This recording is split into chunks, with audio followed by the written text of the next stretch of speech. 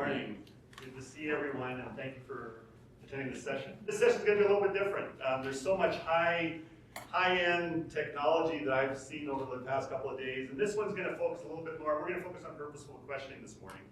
My name is Pete Dinger, and I work at the NMSU STEM Outreach Center based at New Mexico State University. We're in O'Donnell Hall, if you guys are familiar. That's kind of the former education building. Now we're part of a larger college called Hess. And we primarily do support after-school programming in the southern part of the state. We impact about 7,000 students in the southern part of the state. Primarily Las Cruces, Gadsden, Hatch, but we also now have some things going on in Lordsburg, Silver City. We've had a connection with Farmington for a few years now. We do a little bit with Hobbs. But we're the largest kind of supporter of after-school programs in the state, and so we primarily work with elementary schools. We've now expanded quite a bit of our programming to middle schools, and you know, high schools already have a lot of things going, but I do see that we're moving in that direction to where we're going to start supporting again after-school programming at high schools, but it's exciting. I mean, it's wonderful to see all these Mesa educators. I think Mesa's a wonderful program. We were just having a conversation. So my background, I was a middle school math and science teacher for many years, and at the time, you know, there were Mesa programs at the middle school site that I was at. So that's awesome that it's been around, had that longevity, and it continues to prosper. I then moved into working with new teachers, and so I worked for about 15 years supporting new teachers. We had a very well-articulated induction program at Las Cruces. I hope those of you that are near the start of your career are getting some support at your schools, because I think it's really, really important. I know for myself, it took me to my third year before I really felt like I hit my stride as a teacher. The first two were pretty rough, pretty tough. A lot of coming home at night and going, oh my gosh, I don't know if I can, you know, face another day, let alone another week, or let alone another month. But I go back, even though I didn't have a formal mentoring program, I had a mentor next door to me at the time, and she was a wonderful resource and support to kind of guide me through those first couple of years.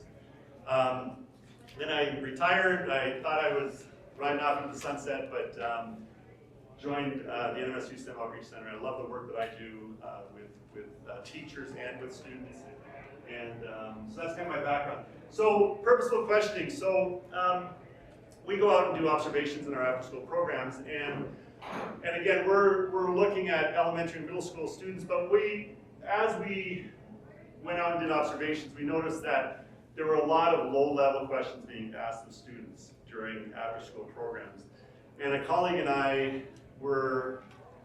we just said, you know, can we provide a resource, or can we, you know, we need to look for some things that might help support teachers and help them, guide them in framing questions as they work with students. And so we got connected with this after-school coaching for reflective educators in STEM, or ACRES. It's a group, it's the Maine Math and Science Alliance, and so we participated as learners and then became trained as coaches in purposeful questioning. And one of the cool byproducts of that now is as we've got some curriculum people that work with us, and so now as they're designing their curriculum, they're building in those questions a lot of times into their curriculum, so that they're not missing the opportunity for kind of pushing the learning forward. And so one of the things we're gonna, you know, one of the things I'm going to be sharing some resources with you today. And but again, I think it's really important. And one thing I like about this is that it's not just for Mesa classes. It's not just for after-school classes. This is for teaching during the regular school day. These are good practices. You know, if we find that we're constantly kind of feeding students answers or asking those lower-level questions, it's really good to kind of take that step back and go, okay, how can I kind of create a more just an environment that keeps on pushing the envelope forward kind of in our classroom. So I think it's an important thing. I just want you to kind of think about, the importance of why it would be important. And I think we can all agree it's very important. Okay. All right, so our agenda, we're gonna do a quick little icebreaker. We're gonna talk about learning targets and acres agreements. We're gonna do a STEM activity, and we're gonna try to, again, keep the focus on those purposeful questions. And we'll talk a little bit if we have time at the end about next steps. Okay, so just right now, real quickly, I want you to think about these 3 questions. What are your beliefs about STEM? Why do you think it's important for all youth to have STEM experiences outside of school or in school? And how intentional are you with questioning? Okay, so just kind of do a quick little self-reflection. Then in a couple of minutes, I'll just have you popcorn out some of your thoughts. Okay, thoughts? I think STEM's important because math and science builds the infrastructure of the world and solves a lot of problems. How many of you are math or science teachers, I'm assuming? Okay. Larry? I'm an engineering teacher. Okay, awesome. I'm an English teacher. English teacher, okay, cool, very cool. All right, great, okay, anything else? Getting the experience because sometimes the word scares them. They're like, engineering, that's hard. They see what it is and they're like, oh, okay. Absolutely, yeah. And we all know, like the research says, right, we have a dearth of engineers and scientists and mathematicians, and so the importance of, it's a pathway to these wonderful careers that, but oftentimes our students are really kind of, oh my gosh, that's, yeah. Anything else? And encouraging and exposing kids to be curious. Yeah. To ask questions. I think that's what, I'm a science teacher, so that's what science is. Absolutely. Understanding why we have these questions and, why do we want to answer them? Why do we need answers? Why do we want answers? And science explains life. Right, yeah, absolutely. And I think typically, Mesa's wonderful because it gives kids those kind of roll up the sleeves and let's dig in, right? Let's dig into that concept. Let's dig into this, all these cool materials that we have, right? So they really, in many ways, the learning looks a little different than it does in other classrooms. And that's wonderful because we need more of that, don't we? Anything else, any thoughts? So I'm curious about the last one. How intentional are you with questioning as you work in your setting? Is it something that you're really thinking about deeply as you prepare a lesson? What they're trying to learn for that lesson is what you're trying to question. The objectives, how they develop understanding, kind of what's the main objective for this lesson. Okay. What did they learn? Right, okay, very good. Okay. Any other thoughts on that? How many of you feel like you maybe that's a question that kind of makes you think, you know what? That's something I really need to kind of be a little bit more thoughtful about as I plan. How many? Yeah, Jacob. Yeah. So I think that's what I did today. If you can walk out of here with that awareness of, okay, you know what? I'm going to really try to build in, or I'm going to be a little bit more thoughtful about my questioning techniques as I'm working with my students. I think that's a great learning. That's a great learning piece. Okay. Okay, so learning targets today, we're going to learn, and you guys are very supportive. We're going to focus on purposeful questions, and then we're going to watch a short little video. We're going to kind of have you look at the questions the teacher's asking, and then I'm going to give you an activity, and my goal is to walk around and ask some of those questions as you're working on the activity. And this is framed at the top as Acres cohort community agreements, but these are kind of those expectations we have oftentimes for our students, right? As you read through the list.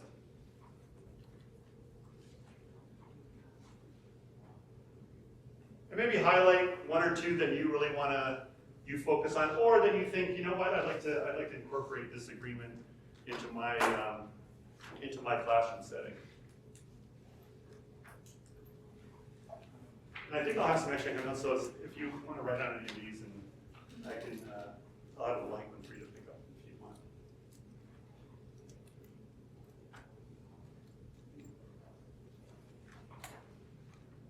Is there any on that list that you're like, hey, I really like that one? That's something I'd like to share with my students. We believe we must learn through our mistakes. Awesome. Awesome, absolutely, right? And that's, I mean, I think as MESA teachers, you guys know that already, right? But, yeah, that's really, really important. And for students to, and then, you know, they're gonna take those risks. They're gonna take those risks in their class. Any others? I like the step up and step back in conversations because, you know, some kids are those, like, they're really outgoing, robust, so they kind of need to step back, and then there's those who just are out in the corner, not wanting to say anything, but they should step up. Yeah, that's a great comment, Larry. You know, I remember when I was in middle school science teacher, and you pose a question, and you know, I just remember. I'm making a very general statement here, but the boys, they would answer. They'd have their hands up and answering the question before you even finished asking the question. That was pretty typical. Whereas oftentimes we had students that were a little bit more reserved and were waiting to be called upon, right? And so you've got to kind of navigate through some of that as a teacher, right? But I think it's so important. It's so important. We want voices to be heard, not just a voice to be heard, right? Whether it's the teacher or a kind of a student that kind of dominates conversations. And I think it's important to kind of frame that. You know, I always would talk to my students about communication. It's not just talking, right? It's also listening. Listening is a really important skill. And a lot of people, students and adults, are not the best listeners. And so, again, it's important. So yes, thanks for highlighting those. All right, and so I'm using the terminology that I'm using in this presentation comes directly from Acres. So you might see some of these things and say, hey, this is, you know, I do that in my classroom, but I call them whatever term you have for it. But I like agreements because hopefully this is something that we can work with students. So like I said, this is something you could absolutely include as part of your MESA curriculum, but I think it filters out into all of our, any class that we work with. Okay, anybody have there in 3 words? So I'm gonna give you mine, okay? Launching model rockets. Okay, that was always a fun, a really something I really enjoyed as a middle school teacher. Yeah, Terry, they've been kind of flickering on us. I know. Oh, that would be better. Hey. Anybody with activity in 3 words? Yeah, Jacob. Marshmallow catapults. Okay, marshmallow catapults, okay. All right. That was- 2 or 3 words, that's fine. That's fine. That was dangerous. Okay, all right. All right. The level of excitement was probably pretty high.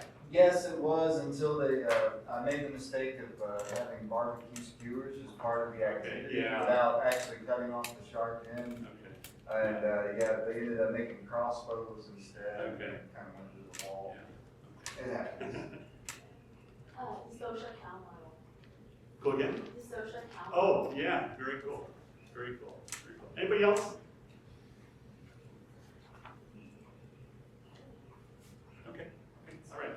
Okay, so we're going to get into purposeful questioning, and I'm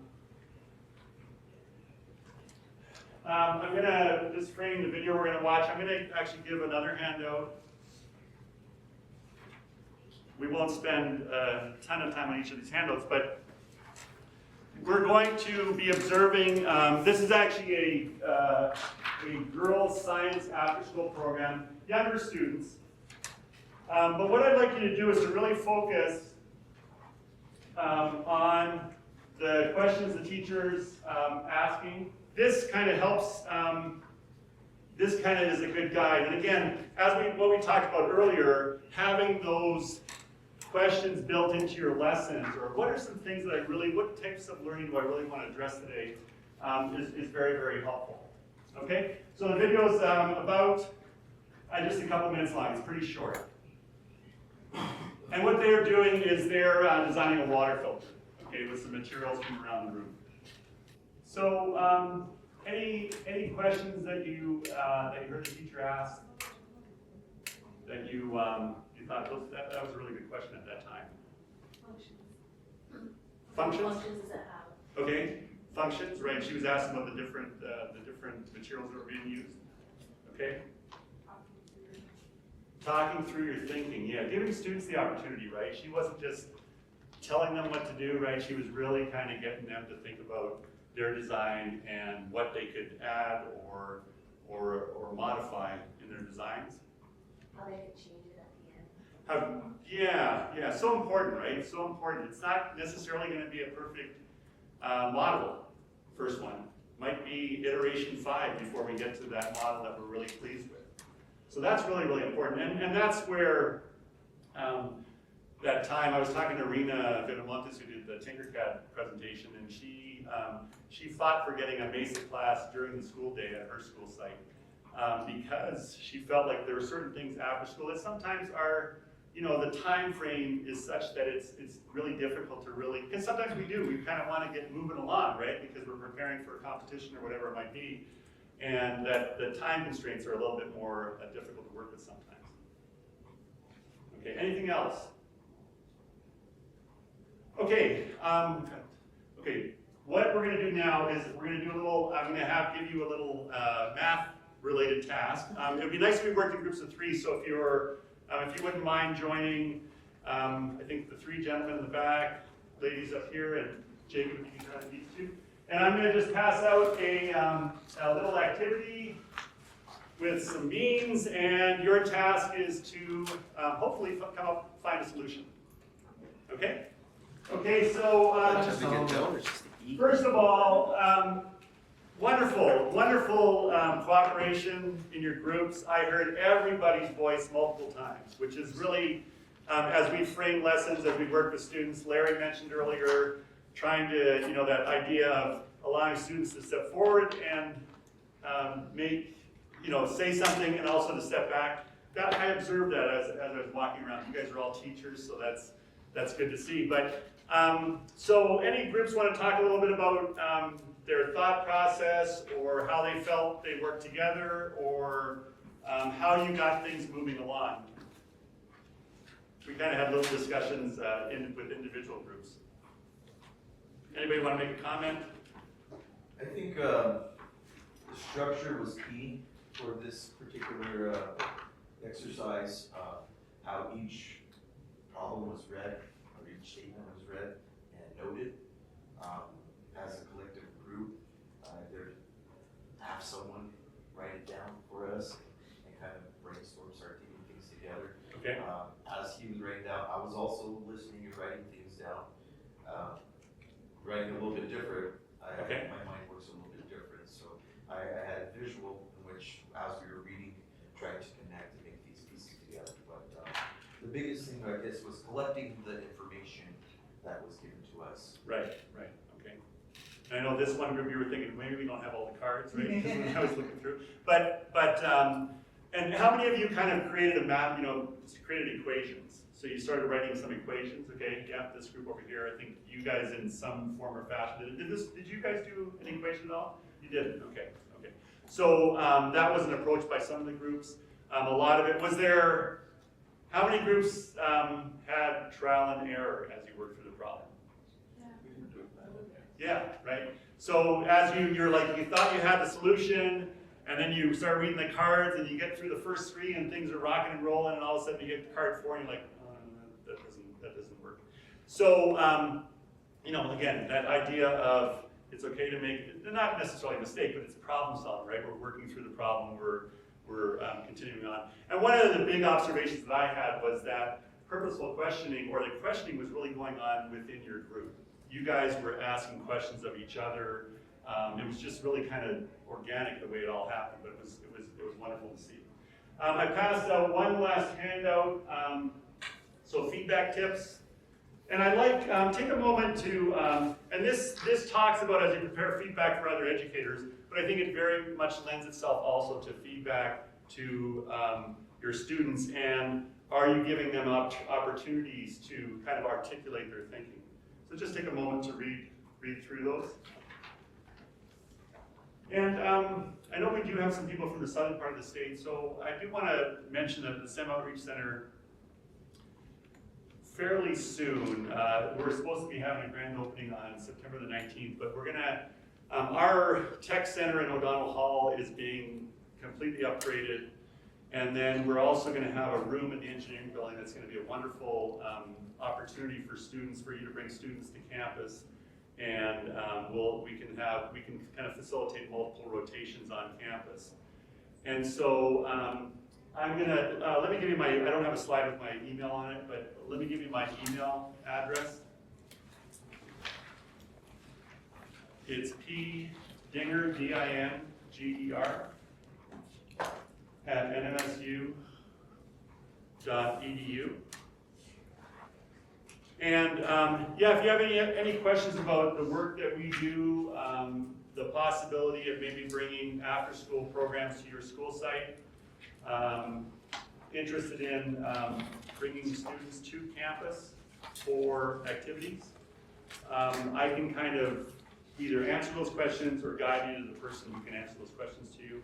We also do outreach for like school events. So if you're doing like an evening math science night and you want some additional resources at your school site, I typically am the planetarium guy for our department. So we have a wonderful portable planetarium, and I can do programs 15 minutes long up to an hour long if you want me to do those. And happy to do it. I love, you know, I'm a teacher at heart, even though I work at the university now. I still love getting out and seeing students and seeing them get excited about math and science. And you know, my heart is with science and math teachers. So I think MESA is a wonderful organization to make those kinds of things happen for our students. So thanks for participating, and take a look. I know we didn't have, but there's several handouts, but take a moment to look through those handouts, because I think they, like I said, they're really nice resources for you to use, not only for your MESA students, but also for your regular everyday students as well. Okay, any questions? All right, have a great rest of your day, and thanks for being here.